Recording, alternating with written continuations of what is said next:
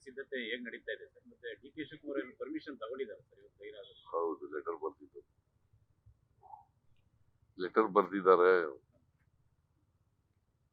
Letter ಬರೆದು ನನಗೆ ಅಸ್ಸಾಂನ ಮೀಟಿಂಗ್ ಇದೆ, ಅಸ್ಸಾಂ ಚುನಾವಣಾ ಮೀಟಿಂಗ್ ಇದೆ, ಅಲ್ಲಿ ಹೋಗ್ಬೇಕಾಗಿದೆ ದಿಲ್ಲಿಗೆ. ಅದಕ್ಕೋಸ್ಕರವಾಗಿ ನಾನು ಬರ್ಲಿಕ್ಕಾಗಲ್ಲ. ಅವರ ಉಪಸ್ಥಿತಿಯಲ್ಲಿ ಮೀಟಿಂಗ್ ಆಗ್ತಿತ್ತು. ಪವರ್ ಶೇರಿಂಗ್ ವಿಚಾರದಲ್ಲಿ ನಾನು ಮತ್ತೆ ಸಿದ್ದರಾಮಯ್ಯ ಕದ್ದು ಮುಚ್ಚಿ ಮಾತಾಡಿಲ್ಲ, ಹೈಕಮಾಂಡ್ ಸಮ್ಮುಖದಲ್ಲೇ ಚರ್ಚೆ ಮಾಡಿರೋದು. ಇವತ್ತು ಹೈಕಮಾಂಡ್ ನಾಯಕರನ್ನು ಭೇಟಿ ಮಾಡ್ತೀನಿ ಅಂತ ಹೇಳಿ ನಾನು ಅದ್ರ ಬಗ್ಗೆ ಮಾತಾಡಲ್ಲ. ಹೈಕಮಾಂಡ್ ಅವ್ರು ಏನ್ ಹೇಳ್ತಾರೆ ಅದನ್ನೇ ಅಂತಿಮ.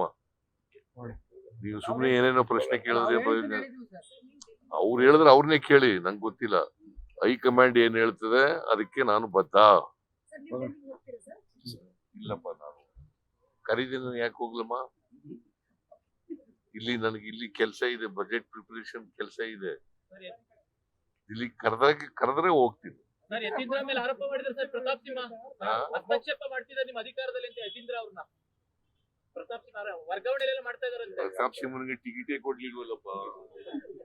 ನೋಡಿ, ಪ್ರತಾಪ್ ಸಿಂಹನಿಗೆ ಟಿಕೆಟೇ ಕೊಡ್ಲಿಲ್ಲ.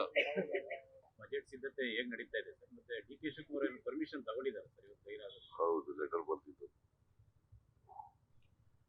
ಬರ್ದಿದ್ದಾರೆ.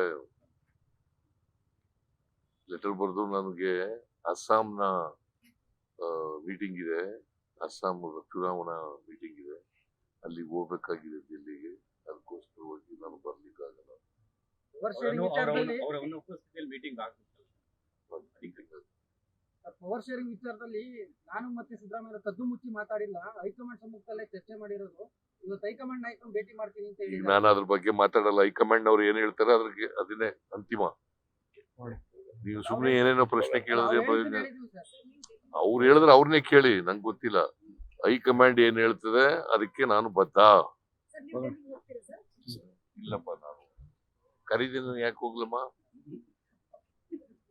ಇಲ್ಲಿ ಕೆಲಸ ಇದೆ, ಬಜೆಟ್ ಪ್ರಿಪರೇಷನ್ ಕೆಲಸ ಇದೆ. ಇಲ್ಲಿ ಕರೆದ್ರೆ ಹೋಗ್ತೀನಿ.